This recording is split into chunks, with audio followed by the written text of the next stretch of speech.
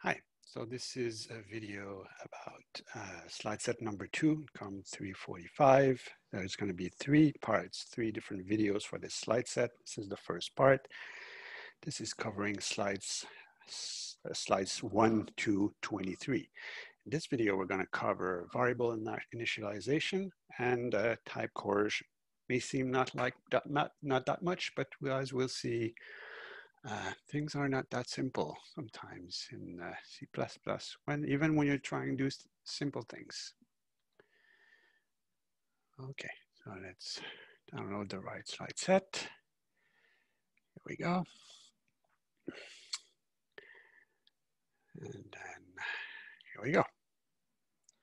So this is called various preliminary topics because there's not that much cohesion in all the things that we're discussing here. It's just that, in slide set number 4, we're starting about classes, and that's where we're really going to start.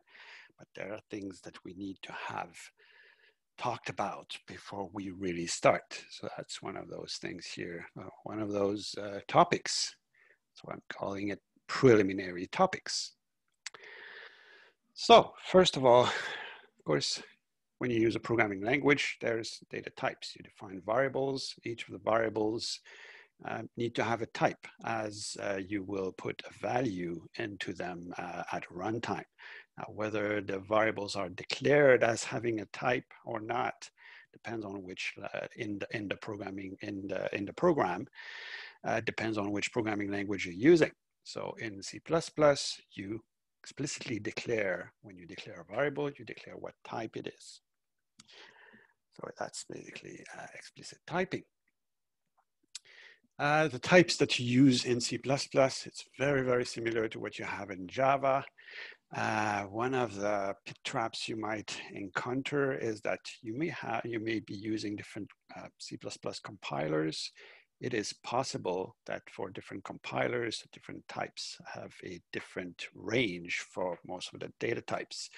That's basically saying that, for example, for a double, a compiler may assign 8 bytes, another one is assigning 16 bytes. So if you compile your program that uses the double type on one compiler and they both use different, they each use different ranges essentially for these types, then your programs may behave differently.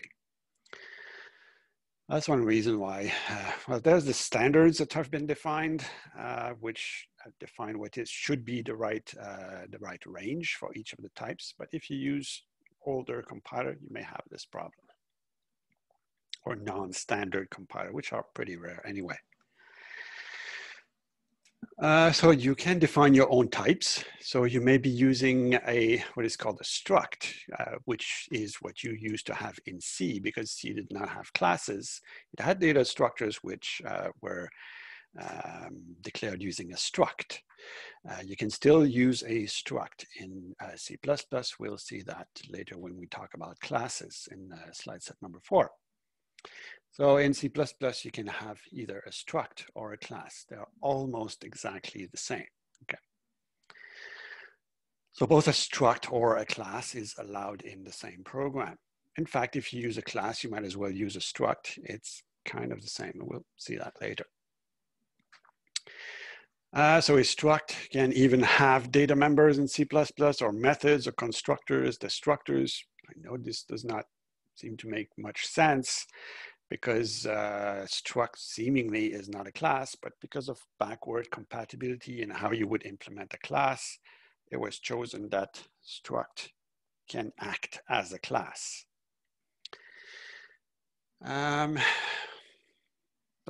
as I mentioned here, the only difference, in fact, is that for a struct, all its members are public by default, whereas it's the inverse for a class.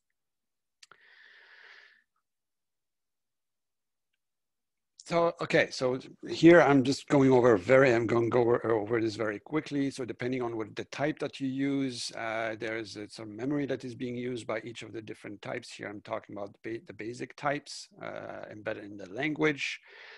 They have a certain range, so that's the range that is dictated by the standard. As I said, it may vary across different compilers, but that's the general understanding of what it is. So these are the basic types. You also have basic types in Java. Okay, they are the same concept. In C++, you have a little bit more of them. You have more basic types, but this is essentially the same idea. Same goes for literals. Many programming languages use the same literal style of using the literals.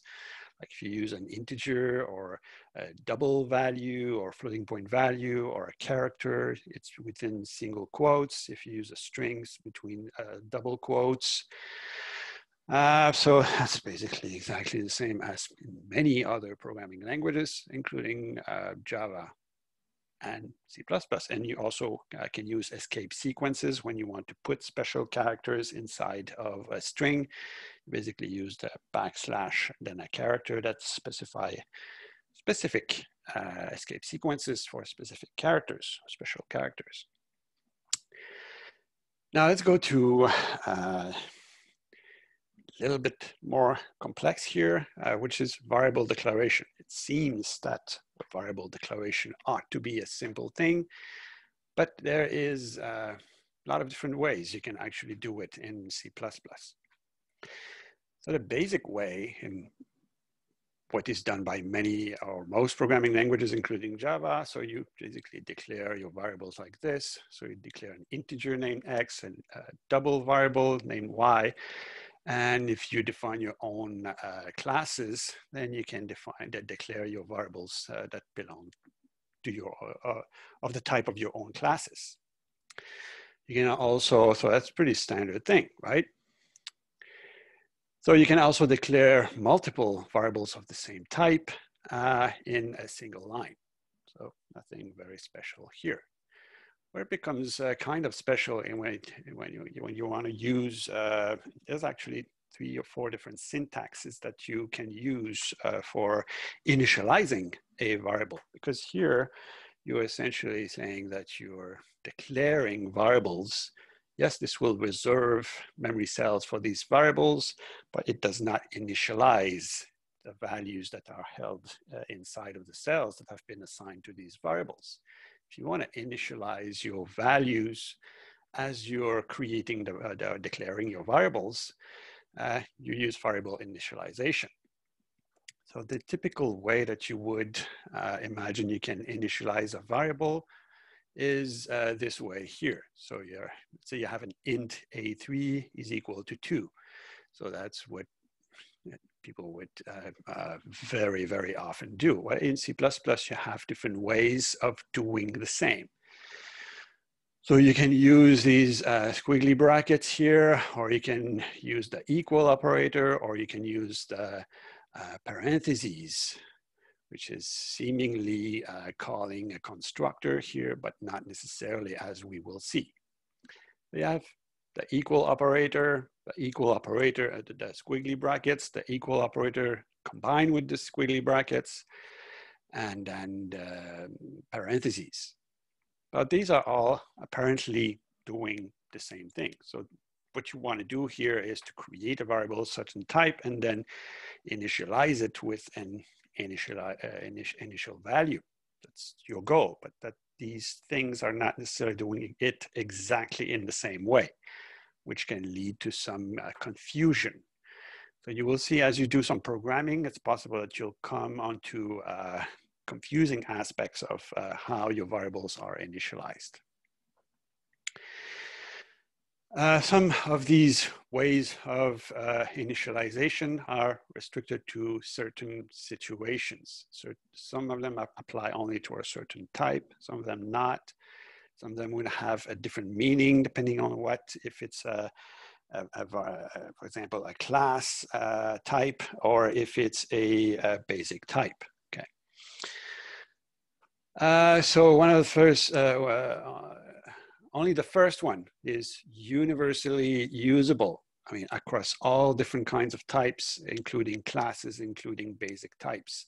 That's the only one that is universal, okay? So this is this may be the one that you should use, even though you know, it's not necessarily that everybody uses that. It's advocated that you use this one. So for example, why would you want to use this one?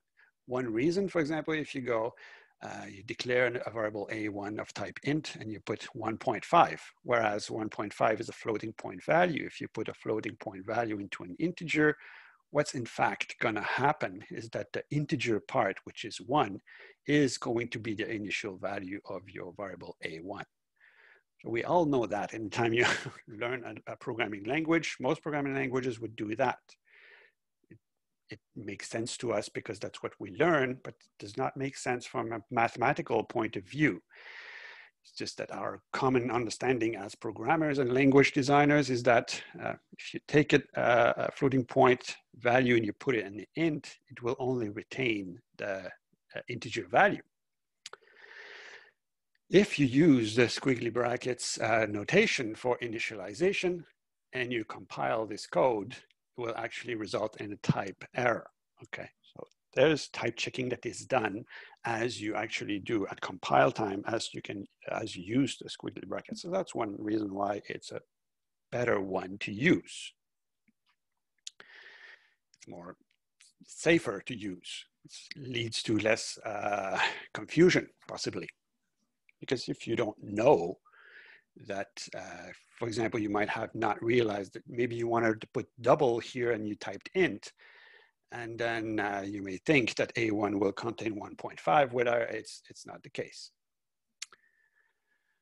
So in C++, initialization is a general concept whereby variables are created with an initial value that is supplied at creation or at declaration of the variable.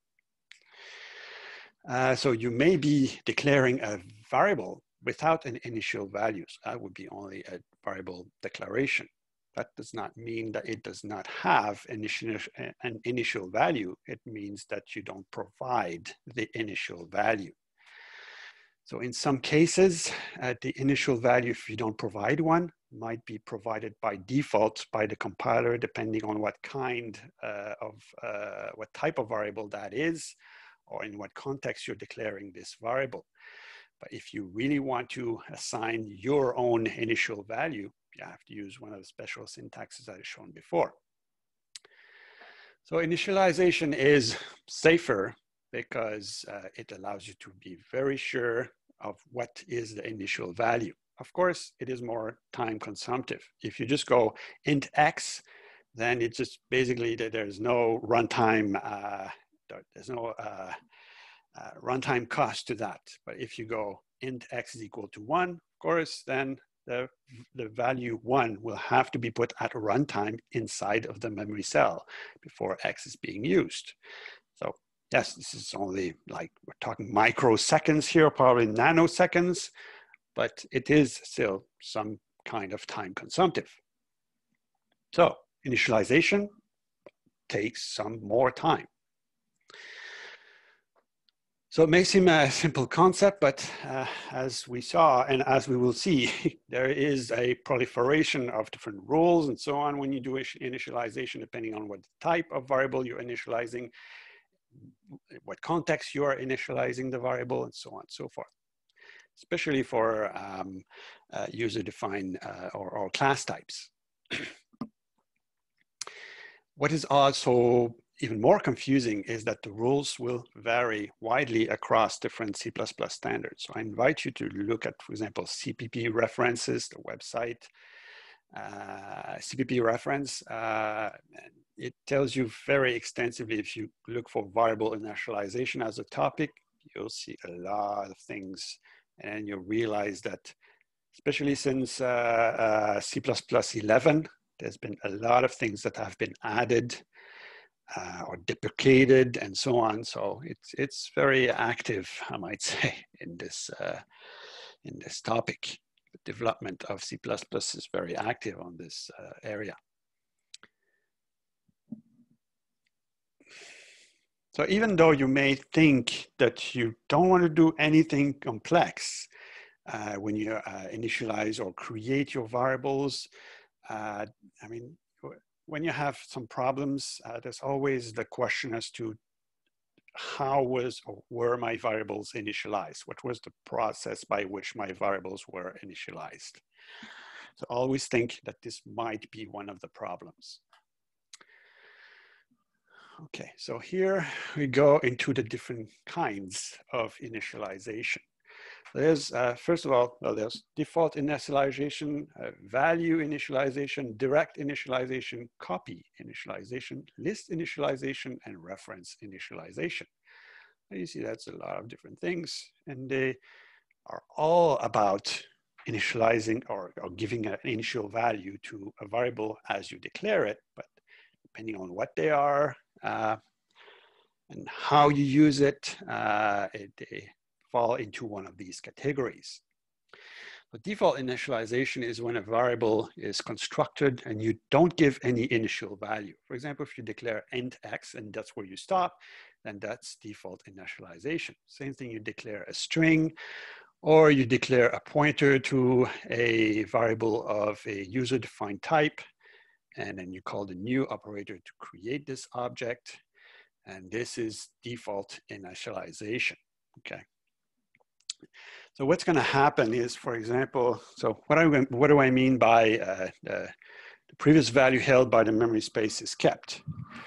I'm going to use very extensively in this course this notation here, whereby this is your memory that is being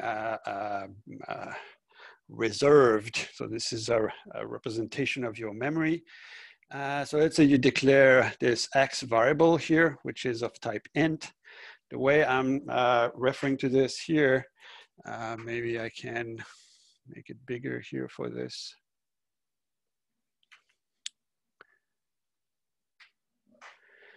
So here is the name of your variable. Here's the type of the variable. The type is important because it tells you, especially if you're using pointers, a pointer must point to a value that has the same type as the pointer was declared. So it's always a good thing to put your type here. So that's the name, that's the type. And then there's a value inside here. So typically these, you might understand them as integer values as you wish. Anyway, there's a certain number inside of this memory cell here. If you go int x is equal to 1, then that will eventually put 1 into this memory cell. That will reserve this memory cell for this value and then put 1 here. However, if you go just int x semicolon, then as the memory is reserved for this variable, as the program starts running, well, there was already a value into this memory cell. And if you don't initialize this value, it is going to use whatever value that was put here by a previous, the process that actually previously used this memory cell. So that's essentially some kind of arbitrary, or you might say random value. So that if you go int x and then you start, for example, you print out x on the console, you'll see a value that you're not aware of, that does not make sense in your program. That's why it's, of course, one reason why it's important to initialize your values. So if you rely on default initialization, you have to know that the values that are held in these memory cells are arbitrary values. If you start using them, it's not going to make sense to your program. And your program might start behaving in very erratic manner. And then even if you run the program twice, it's likely that it's going to behave in different manner across different execution, which can be very confusing. And that becomes even more complex, as we'll see later, or problematic if you declare pointers and you initialize them using, or you don't initialize them, which is going to lead to default initialization, which is going to make it so that your pointers are pointing somewhere that doesn't make sense, which might be invalid. Okay, default initialization, probably you might say it's very efficient, but it's also somehow dangerous. For default initialization, when you create an object, default constructor is being called. We'll see that later. Probably you know what is a default constructor, but we'll have explanations about that later. Value initialization. Here, when you use that, the variable is constructed with an empty initializer. That doesn't mean that there's no initializer. It's just that it's explicitly an empty initializer. So that's where you would use the squiggly brackets for standard types or basic types. The behavior here, if you do that here for int, for example, is that 0 is being put in the memory cell. So then explicitly the variable is assigned and then 0 is put here. So equivalent, that would be equivalent to say int x is equal to 0 in terms of what's happening computationally speaking. If you go string s and then open close squiggly bracket, then it's actually gonna put the empty string in the first cell assigned to this string. We'll come to string later on, strings later on. So if you do value initialization by using open close parentheses when you declare a class or an object of a class type, then each of the elements or the members of the class, the object, will be value initialized. So you see that here, when you value initialize an object of a class type, it does value initialization over all the members of this object, okay? Which is then, depending on what type they are, is likely to do different things. That's where it can actually get complicated.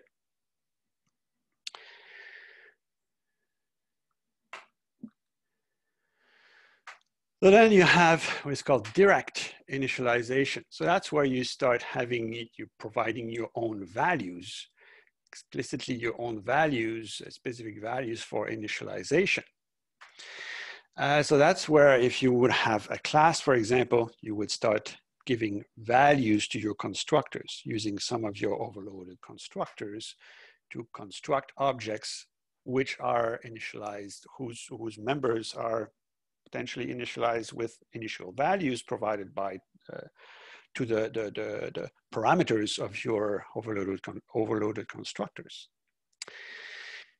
For basic types, so that's where you would use, of course, the open for an object of type class, of class type, you would use the open close parentheses, and between the parentheses here, you would have the values that you would pass to your overloaded constructors. Thing is that you can actually use exactly the same syntax even for basic types. So you could go int x open close parenthesis 4. So that would basically say, that would be equivalent to say x, int x is equal to 4. That would be computationally speaking doing the same thing. Same thing goes for initializing a string with a string literal, okay? So direct initialization is when you use the open close parentheses to provide an initial value, a specific initial value. Then you have what's called copy initialization. Some of you might know or remember the notion of a copy constructor. Again, we'll see that later. That's this notion here. So you have a certain value of a certain type, and then you want to feed this value to the type. It's going to make a copy of this value, and then that's going to create this new variable with the copied value. The idea here is that you copy the value or the object that is passed as initial value. So essentially, you're providing an existing object or value, which is copied and then assigned to the object or variable. So especially speaking, so copy initialization is happening when you have, well, mostly speaking, but when you have you declare an object or a variable, and then you have equal to a value or a variable who's of the same type across the two operands of the equal object. So the type of this is the same type of this. So the meaning of this here is that you copy this and then as you create this one, okay? This is not, we'll come to that later also, but this is not to say you create this variable, you allocate, and then you actually copy. It's actually meaning that in the process of creating and allocating, it is, the copy is made, okay? This is especially important if you're creating objects. For example, here I'm creating an object, which is in this case empty. And then here, when I'm calling this here, I'm actually explicitly calling the copy constructor, which is going to, as the object is created, it's going to make a copy of this object and assign all the values contained within the object into the new object. So copy initialization is essentially when you have this form, or if you are using basic types, then that will be this form. But if you are using objects, it might be either this form or this form whereby you explicitly calling the copy constructor. Another case where you're using copy initialization is if you are calling a function by, and the parameters are passed by value. We'll see that later again. But if you're passing a value, if you're passing, if you're passing a value by value to a function, then the value is being copied. If this is, and that would be using copy initialization. So the parameter inside of the function is another variable compared to the variable that you use to pass this value to the function.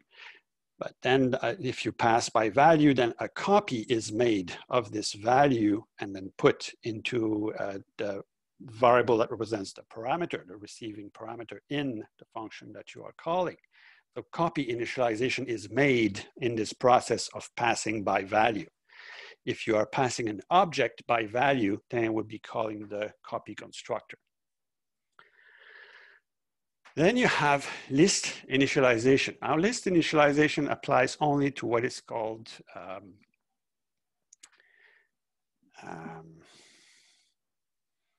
no, that's, sorry. So list initialization is using the squiggly brackets, okay? So, so it is essentially the squiggly brackets is used to represent a list.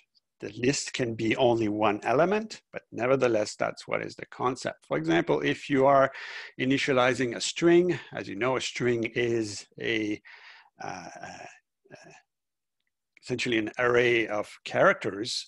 So you can actually initialize a string with the list of characters that composes this array of characters. So that would essentially initialize string S to ABC. Now you can actually use list initialization to things which are not a list. For example, you can go int n1 and 1 between squiggly brackets. That would basically assign 1 to int. Okay. Of course, if you put a list inside of the squiggly brackets here for int, it's going to be syntactically incorrect. You can actually combine list initialization with copy initialization, which would be called copy list initialization. Okay. So then you can have a reference initialization. So you see that list initialization is about the squiggly brackets, the usage of the squiggly brackets. Reference initialization, name says it, applies only to references. So you cannot do reference initialization, something that does not involve a reference. So you see that different initializations apply to different cases and then depend on what's the syntax that you are using and what's the type of what you are using, so on and so forth, and the context in which you are using them and so on. So initialization seems to be a simple thing, but there's a lot of special cases. So you also have reference initialization, which is when you declare a reference that you are actually providing the initial value of the reference. The fact of the matter is that when you declare a reference, you cannot change the value of a reference. We'll come back to references later. Essentially, a reference is somehow, simply put, is a pointer that you cannot change where it's pointing. So by definition, you cannot somehow you cannot assign to a reference. Okay, that's why it's very important to initialize your references. So reference initialization essentially applies only to references. For example, here I'm declaring a variable int, and then I'm declaring a reference to an int. And then I'm assigning the address of the int as the initial value of this reference. So essentially here that says iref from then on is a reference to I1, which basically means, as we will see later, that iref is an alias of I1. Again, we'll see that later. All this to say here that there's such a thing as reference initialization, applies only to references. Then you have what is called aggregate initialization. Now those applies only, this initialization kind applies only to what is called an aggregate. What an aggregate is a type which is composed of different elements, okay?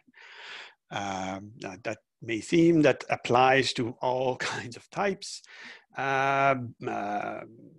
including arrays, including classes, and so on. But no, an aggregate is a very specific term. And actually, this term varies between standards. So you have to be very careful when you use this term. You have to specify in what case what standard you refer to. So that's why here I'm going to try to keep it simple. So you can use aggregate initialization. So that's basically when you use the squiggly brackets on something which is an aggregate. So for example, here I was using the squiggly brackets, but I can't say this is aggregate initialization because int is not an aggregate. Okay, I use the same syntax, but depending on what the type I'm using, it's a different kind of initialization. A string or an array of character is an aggregate. If I declare an array of int, it's also an aggregate. If I declare, so some classes are aggregate or some objects are aggregate, but there's a restriction, is that the class should be consisting of only public members and should not have a constructor. Essentially, what that means is that it should be a struct in the strict sense of the C language. Okay, a plain old data structure, as is being called terminologically speaking in C++. So if you have such a class, like for example here I have two classes, they are composed of only public members, they don't have any constructor. So I can actually initialize a variable A1 of type aggregate A. Aggregate A is composed essentially of A, B, C, and then aggregate B, which is X, Y. So essentially what's happening here is, get the brush. If you represent this variable, it will be A, B, C, which is the aggregate A part of this object. And then, what was it?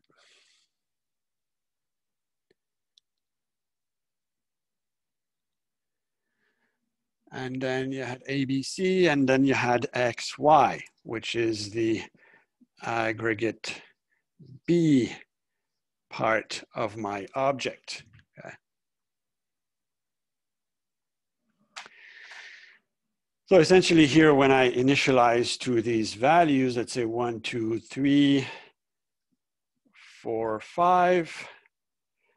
So essentially I'm saying I'm putting 1 here, 2 here, 3 here. And then this is itself another, I might say, sub-aggregate. So I'm putting 4 here and 5 here, okay? So this is an aggregate that is composed of atomic elements as well as a sub-aggregate. So I'm using aggregate initialization on the aggregate that's inside of the aggregate. And so on and so forth, as much as I want, if that's what I want to do. But all this to say that you don't need to use that. Actually, you would use that very seldom, but that's something that might be very convenient to have for writing very short code to do quite a complex initialization, okay? If you don't use this here, then you would have to use one line to initialize each of the values, which might be cumbersome, but which would be possible. Some of these things are not necessary to use. They're not necessary to have in the language. Just makes it more easy to do things that might be cumbersome to do without them. Okay. So now we'll go to essentially type coercion. So type coercion is about the fact that, you know, as I said, when you declare a variable, you define what's the type of the variable. That allows the compiler to do type checking. If you declare two ints and then you say that one is equal to the other, and the compiler would check if, when you do equal, if what is on the left side and the right side of the equal is of the same type. If it's not, then it might complain if there's no type conversion between the two, okay? That's where it leads here. So you have type checking, and then it's possible, some languages, including C++, would allow that if, in some cases, that you might do operations that are not supposed to happen, but on which you apply implicit type coercion. So like, for example, here, well, like we saw before, if I go here, int var is equal to 2.99, it seems that this should not make sense, right? But C++ allows it. And then here what's happening is that there's implicitly a type conversion or type coercion. Coercion basically means that you impose something on a subject. So basically here you impose that this value here is converted into an int, which makes it lose its manticide and then keep only the 2 here. So C++ uses manifest type strategy. That means as you write the programs, you need to provide the types of all your variables, your parameters.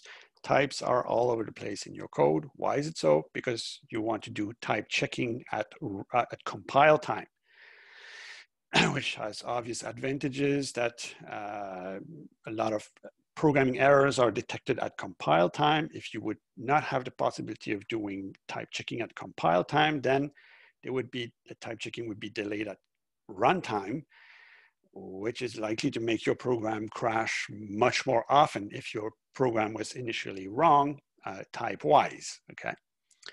There's obvious advantages of doing manifest typing, allows to do type checking at compile time.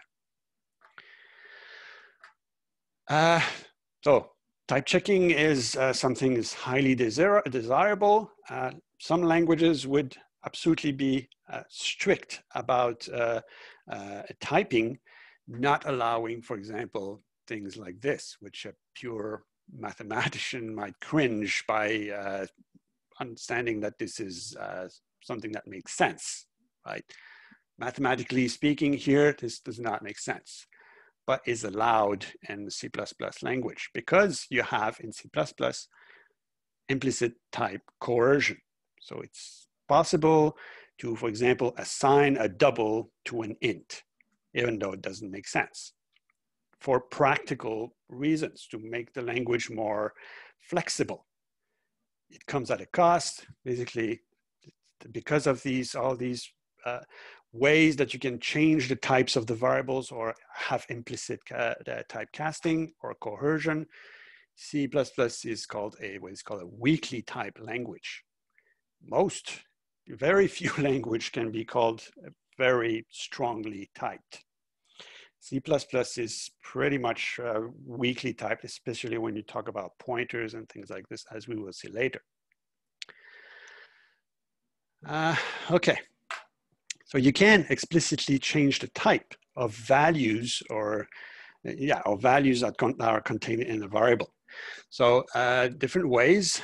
So you can use static cast. So here, basically, you use this kind of a macro that you are using called static cast, and then in the angle brackets here is the type you want to cast the value in question into.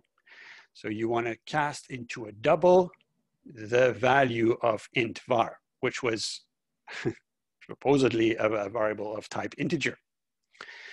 So here you're going to get the value of int var and then cast it into a double value so that you can then use it for further processing as a double.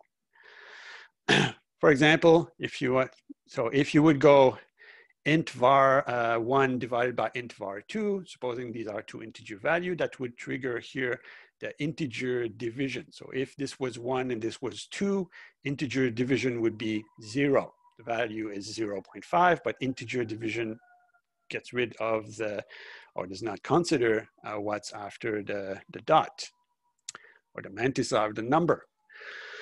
So if you want to trigger the double or floating point division, you may want to cast this one as a double, and then which is going to then trigger the floating point division. Then here in this, if this is 1 and this is 2, then this will be 0.5. Okay. So you can cast values of certain types into other types. Not all castings are valid though, okay? We'll see that later. This is something this is the C++ syntax that you may want to use. If you want to use the C syntax, as some of you might know, this is the C syntax here, which is somehow computationally equivalent to this here in C++. So here you're casting this here into a double and then doing the division with this integer value here. So this is equivalent to this. So there's different kinds of casting. I'm not going to go into all the details here. I'm going to give you some example for dynamic cast, which is important for if you have objects. So you have static cast, as I've shown before. Static cast is something that is happening at compile time. Okay. And then you have a dynamic cast, which is same concept, except that it happens at runtime. Okay, and that's much more useful if you are dealing with especially pointers to objects. Dynamic cast actually applies to pointers, whereas static cast applies to values that are not pointers. You have also other kinds of casts, but just including two here as I might say weird examples. So you have, for example, you can do const cast. So that actually means you can take a variable that is declared as a constant and then cast it as a non-constant, allowing you to actually change the value that is held by this variable. So you're asking me, why in the 9 hells would you want to do that? Because it's possible. That's C++ allows you to do that if you are using this. Yes, this is ugly, but sometimes maybe it would be useful. So you see, C++ provide you with a lot of things which you might say, well, this is very dangerous.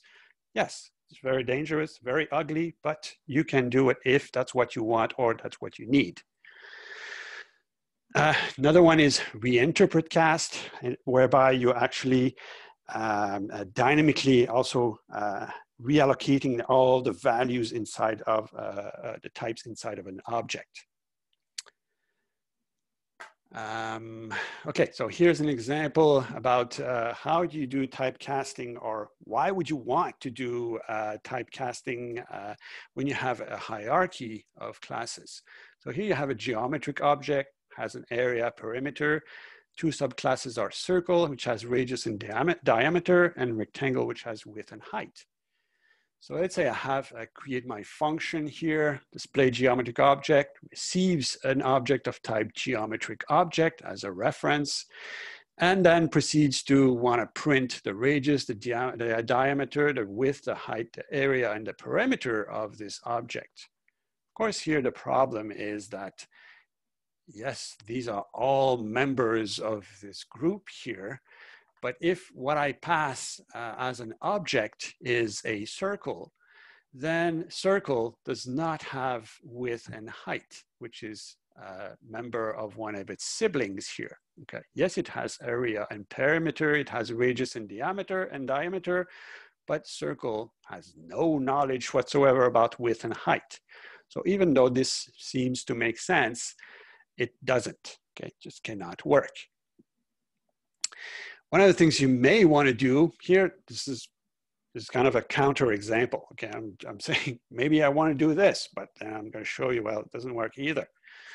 So what I may want to do is to static cast the object I receive, which is of type geometric object. So I'm basically going to replicate my code, because what I said here is that, well, if I receive a circle, then a circle does not know what is width and height. So then I'm going to be more specific, and I'm going to say, if I want to get the radius and the diameter, it should be a circle. If I want to get width and height, it should be a rectangle. But the fact of the matter is that if I receive a circle here, then circle cannot be casted into a rectangle for the same reason as we explained here. Okay. So this seems to be something you might want to do, but it just doesn't work. Okay. What's something that works and that you maybe don't want to do either is to use the dynamic cast. So if you try to compile this here, it's not going to work, because it's going to tell you that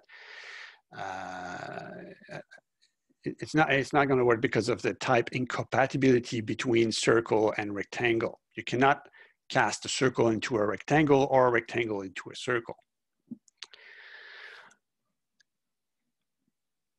So what you can do, and what actually works, but that's something you may not want to do anyway, is use dynamic cast. So you receive the object as a geometric object.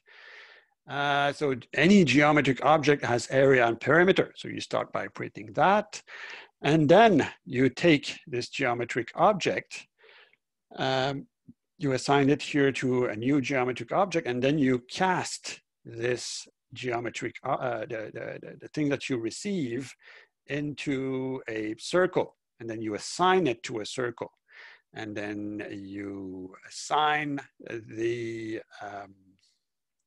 this one here as a rectangle. So you, in fact, what you did is to, whatever is the geometric object that you receive, which is either a circle or a rectangle, you received it as a geometric object. But you're going to say, if it was in fact a circle, I'm going to create a circle. It's not a geometric object anymore, it's a circle. And I'm creating it as a rectangle also. The nature of dynamic cast is that if the casting is invalid, it would actually assign null to the pointer. I know I'm using pointers here. I did not explain it yet. That will become much more clear as we go. I'm just here giving you a rough idea of what dynamic cast might be useful for. So if you use dynamic cast and the typecasting is invalid, it will, and dynamic cast applies only to pointers. If the cast is invalid, it's going to assign null to the pointer that was created. So if you receive a circle here and you do these two operations, this one is going to succeed and this one's going to fail. If you receive a rectangle, this one's going to fail and this one's going to succeed. And then the other one's going to be assigned to null. Then what you do, if you say, if P1 is different than null, which means that it was a circle, then you print the radius and diameter. And if P2 is different than null, which means that it was a rectangle, then you print width and height. Okay, so yes, this would work. Okay, you compile this, you execute it, it works. But of course, we might recognize here that what you want to use rather than use this ugly thing is use polymorphism. Yes, of course. But still, this actually works. So that's a valid use of dynamic cast. Another thing that happens when you create or initialize your values is what is called conversion sequences. So as you're creating a new value, as you're initializing a value, as you're calling the constructors and so on, it is actually creating this new value that is being assigned. So it's possible that you may, for example, want to, you have a user-defined type, and then you want to convert from an integer to a value of this user-defined type. Then what you would do in this case is you would declare a constructor which takes an integer and then creates an object of type A. So that would be a conversion constructor. You feed an integer to the constructor and it creates an object of type A. So it's called conversion constructor, converting an integer to the type A. You can also create your conversion operators. We'll see operators later, but there might be operators that are involved in conversion sequences. Conversion operator is an operator that has the name of a basic type, which is basically has the same kind of usage as this here. So all this to say that when you let's say you might be saying this object A here, you create this object A and then you say is equal to 1. Then this conversion constructor is going to be used to actually create this object, even though it seems to not make sense that you would assign 1 to an object. There is, if you have conversion constructors or conversion operators, you open the door for a possibility that apparently invalid types can be used to initialize objects. It's possible that you define this constructor here and that you don't mean it as being used as a conversion constructor. If you don't, then what you should do is to declare this constructor as explicit. Same thing goes with your conversion operators, okay? So, so that's the end of this video.